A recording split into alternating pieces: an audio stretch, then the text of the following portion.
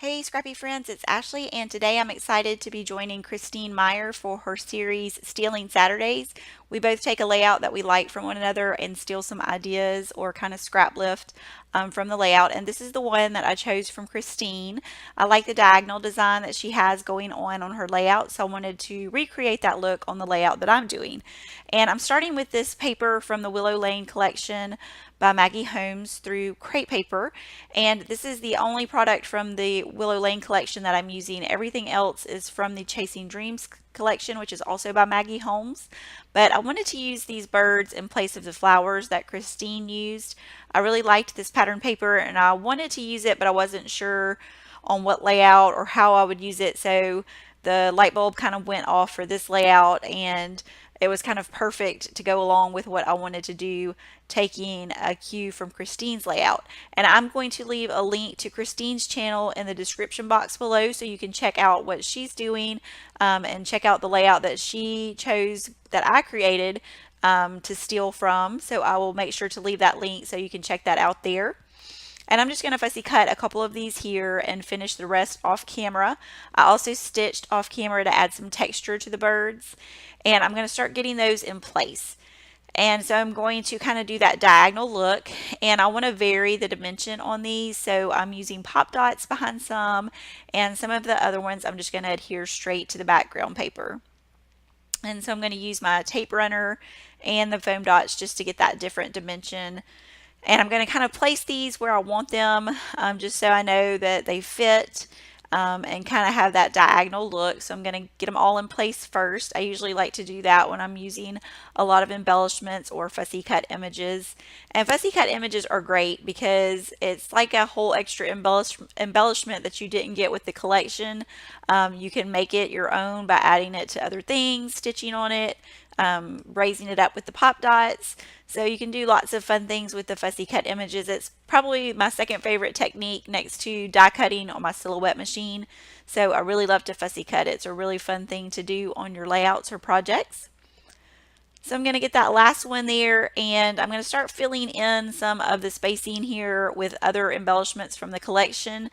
I wanted to use the delight in every moment phrase for my title, and that fit perfectly right there beside the photo. And I'm going to start going through, I'm basically using stickers, the chipboard thickers, and the chipboard sheet. So the chipboard thickers and the chipboard sheet, that's kind of hard to say all together. They have a little bit of a different dimension. The chipboard sheet, they're actually a lot thicker. The 12 by 12 sheet that you see here, it has the layers of the like chipboard behind it, so it makes it a lot thicker.